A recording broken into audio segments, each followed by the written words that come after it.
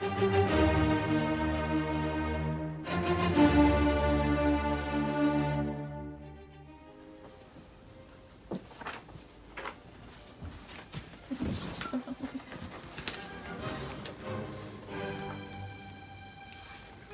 necessaries are embarked. Farewell. And sister, as the winds give benefit, and convoy as assistant, do not sleep, but let me hear from you. Do you doubt that? For Hamlet in the trifling of his favor, hold it a fashion and a toy in blood. A violet in the youth of primy nature, forward not permanent, sweet not lasting. The perfume and glance of a minute, no more. No more but so. Think it no more, for nature crescent does not grow alone. Enthuse in bulk, but as this temple waxes, the inward service of the mind and soul grows wide with awe. Perhaps he loves you now, and now no soil nor coddle doth besmirch the virtue of his will, but you must fear his greatness weighed, his will is not his own, for he himself is subject to his birth. He may not, as unvalued persons do, carve for himself, for on his choice depends the safety and health of his whole state, and therefore must his choice be circumscribed unto the voice and yielding of that body, whereof he is the head. Then, if he says he loves you, it fits your wisdom so far to believe it. A particular act and place may give his saying deed, which is no further than the main voice of Denmark goes withal. Then weigh what loss your honor may sustain, if with too credent ear you list his songs, or lose your heart, or your chaste treasure open to his unmastered importunity. Fear it, Ophelia, fear it, my dear sister, and keep you in the rear of your affection. Out of the shot and danger of desire, the chariest maid is prodigal enough. If she unmask her beauty to the moon, virtue itself scapes not columinous strokes.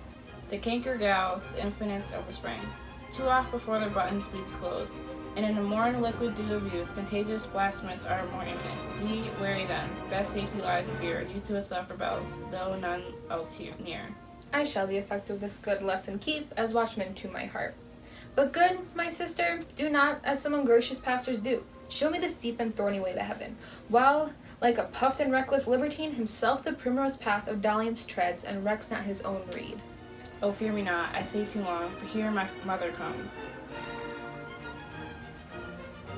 A double blessing is a double grace. Occasion smiles upon a second leave. Yet here, Lily, the folder with the details. The wind sits in the shoulder of your sail, and you are stayed for. There my blessing with thee, and these few precepts in thy memory.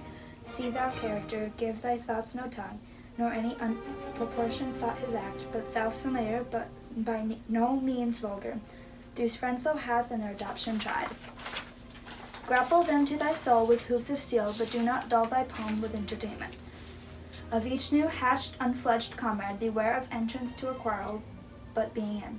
Bear that the opposed may beware of thee, give every man thy ear, but few thy voice. Take each man's censure, but reserve thy judgment. Costly thy habit as thy purse can buy, but not expressed in fancy rich nor gaudy. For the apparel oft proclaims the man, and they in friends of the best rank and station, are the most select and generous chief and now. Neither borrower nor lender be, for loan oft loses both itself and friend, and borrowing dulls the edge of husbandry. This above all to thine own self be true, and it must follow as the night the day. Thou canst not then be false to any man. Farewell, my blessing season this in thee. Most humbly do I take my leave, my lady. The time invites you. Go, your servants tend. Farewell, Ophelia, and remember well what I have said to you.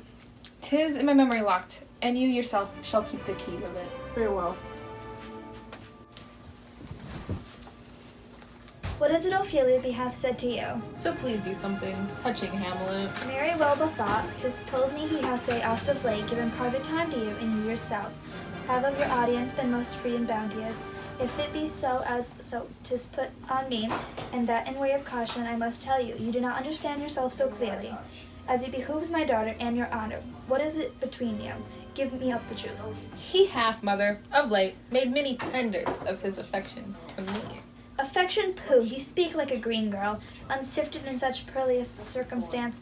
Do you believe his tenders, as you call them? I do not know, Polly, what I should think.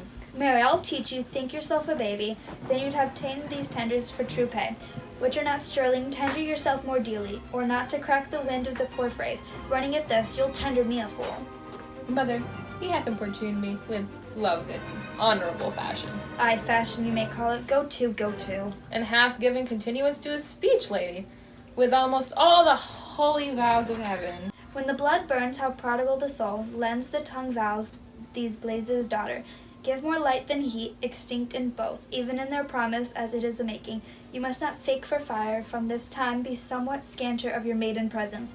Set your entreatments at a higher rate than a command to parley, for Hamlet believes so much in him that he is young, and with a larger tether may he walk than may be given you in few Ophelia. Do not believe his vows, for they are brokers, not of that dye which their investments show, but mere implorators of unholy suits, breathing like sanctified and pious vows. The better to beguile this is for all. I would not in plain terms from this time forth have you so slander any moment leisure. As to give words or talk with Hamlet, look to it. I charge you, come your ways. I shall obey, I guess.